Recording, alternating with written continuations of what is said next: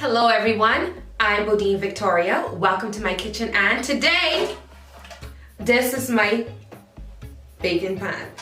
I ain't gonna lie, I'll be using the next baking pan because y'all know, y'all see what's out on the kitchen counter today. It's gonna be a hot cross bun day.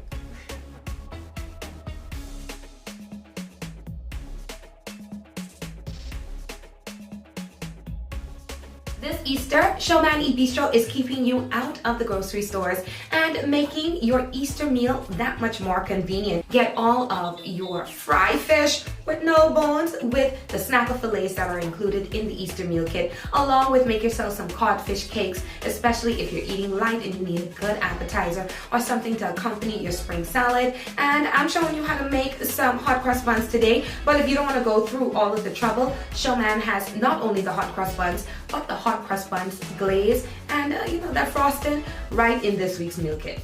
Go to the HOMEMADE Bistro website for more, and don't forget that you can purchase a Thula mask and support families this week. So please don't wait until the last minute. You can feed your family and show love to and support a family this Easter through HOMEMADE Bistro and their partners. Hot cross buns are traditionally very, very sweet, very, very sugary, but this twist I'm going to put on them is going to give us more of a spice-driven plus dried fruit-driven and less carb-driven hot cross bun. So if you're here just for the regular ones, you could just add a bit more sugar than what I'm going to be doing to this recipe. But if you're here and you want to have your hot cross buns and eat it too and not really have to overly moderate what you're doing, this is the recipe for you. Now, let's get this recipe started. To get our party started, I took our raisins and about 1.5 cups of our dried cranberries, and I'm soaking them in some black rum, okay, or dark rum. You can use the rum of your choice. I have this one, so this is the one that I'm going to be using. And of course, because we waste not and want not, this is the orange that I zested. We're just going to squeeze some of this juice right here into our soaking cranberries and raisins, and we're going to let them soak up all this orangey delicious goodness, and we're going to set these aside for a moment. Here we have 1 liquid cup of full fat milk. We're going to add 1 tablespoon. Yeah, I know that's a lot, but we're adding 1 tablespoon of sugar to that. Let's mix it around to incorporate it. Now we're going to take our Fleischmann's active dry yeast. This is about 2 1/4 teaspoons. And this is what it looks like. All right. Going to add it to our milk. And just by doing this, we'll be able to tell if our yeast is alive. It smells like it's alive, actually. It's alive. Getting all of that out of there. And I'm going to use the opposite end of the spoon. We're going to set this aside for a few minutes, maybe about 5 minutes. For this recipe, we're using about 3 cups of this spelt flour, which is going to give us a bit more protein as well as a little less carbs. And I know we don't eat hot cross buns in order to feel healthy, but I just wanted to do it in any event, okay? To that, we're going to add 2 tablespoons of sugar. I personally feel like this is going to be a lot of sugar, but 2 teaspoons of cinnamon, 1/2 teaspoon of ground allspice, 1/2 teaspoon of ground nutmeg, and a full teaspoon of ground cardamom. We're also going to take this butter and we're going to melt this inside the microwave. 1/4 teaspoon of salt, not too much. That's all we're doing. And we're just going to mix this together.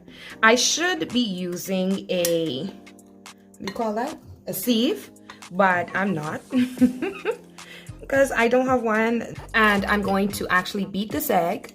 2 amazing things have transpired. We know that our yeast is good and active, so we're going to throw our milk into that little well. We are going to add our zest.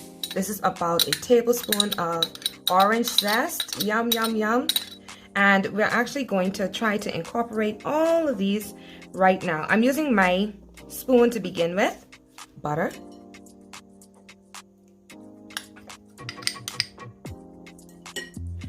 And we're also going to take our beaten egg. Almonds.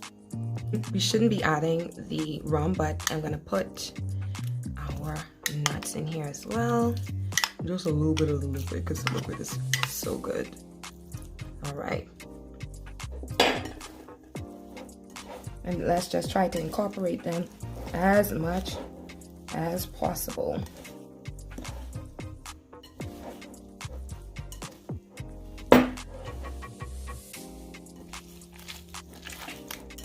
Okay. I added just a little bit more milk to this to make it a bit more pliable because we want this dough to do what it do. Let's put our dough onto our workspace. Now our dough is on our workspace and we're going to be kneading for a good minute, okay? Don't get confused about spelt. Spelt is in need of some working, and we have to make sure, because this is a protein-based dough, that we get it to be nice and pliable. I'll taste it actually. It's good already. Y'all please don't do that at home. All right, and I have worked my spelt hot cross bun baby ball until it's a ball, and I took just a little bit of butter, which is why my hands are so greasy, and I wipe it on the top, and we're going to grease our bowl and then let this proof for about an hour and a half. Ladies and gentlemen, our dough has, in fact, risen. You see how big this is? I love it. I'm gonna let some of this air out. Yeah. Yes, gonna punch out this air. This could be so good. Sure. So we're gonna just knead this for a few more minutes. I think I added a little bit too much flour to my baking side. Okay, but in any event, this will be fine. Move some of this flour out the way. And don't worry if the fruit tries to run away or if the almonds try to run away. Okay. Now I don't have a spatula, so I have to use a knife on my cutting board. I want y'all to look at the texture of this. And now we're going to roll this like this. This right here is a 9 by 9 inch. I ain't using no parchment paper today. We're gonna have some really nice and thick boys today. And we're gonna try to get these as even as possible.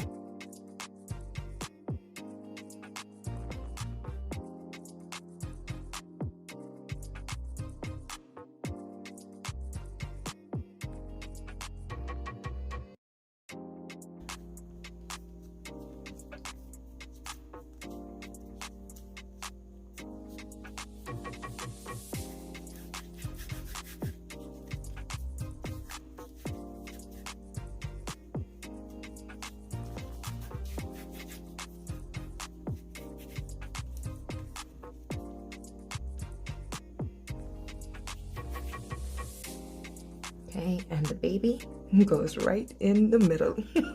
All right, so now we're gonna cover these up and we are going to let them proof one more time for about an hour, and then into the oven they go.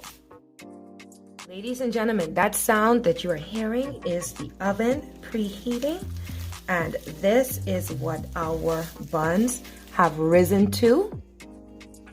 They're looking pretty beautiful. I'm just going to take a second and I'm going to attempt to lightly score the top of these without releasing too much of the air pockets.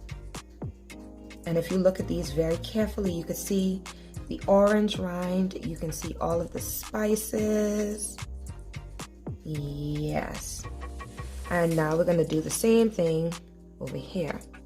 This is what we're looking like thus far. We're looking very nice. And we're gonna take these and put them into our oven at 350 degrees. So what we're gonna do right now is we're gonna take a mixture of egg whites, sugar, and water. And we're just going to kind of glaze the top of these so that when we put them into the oven, they're gonna come out nice and glossy. You know, it's kind of an egg wash situation here.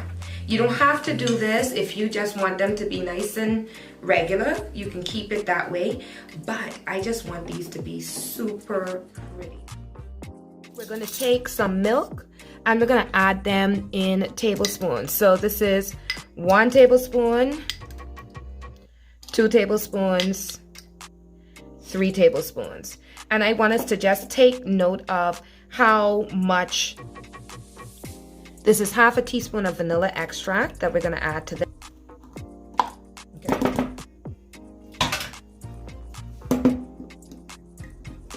And we are going to mix this until it's almost thickety thick.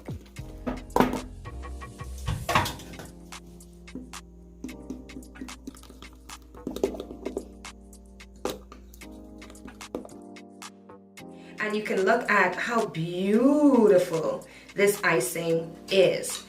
And so I'm going to try to carefully, not be clumsy, and just take, oh my goodness, take this, oops, yeah, use a piping bag and get your hot cross buns a little less.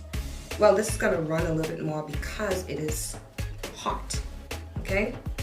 But this is gonna be so beautiful. Yes, come on up. Ooh, yes, ma'am.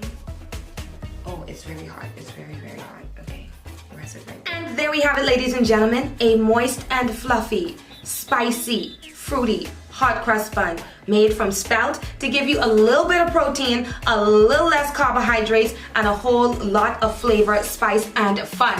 And if you actually a little bit more sweet mouth, you can add more sugar before you bake it into the batter, or you can do what I like to do, which is control the amount of sugar that I'm gonna get at any given point in time by adding jams and jellies, marmalades, to my hot crust bun when I decide to eat it, because I prefer that over, you know, the sugar. I normally get my hot crust buns dry.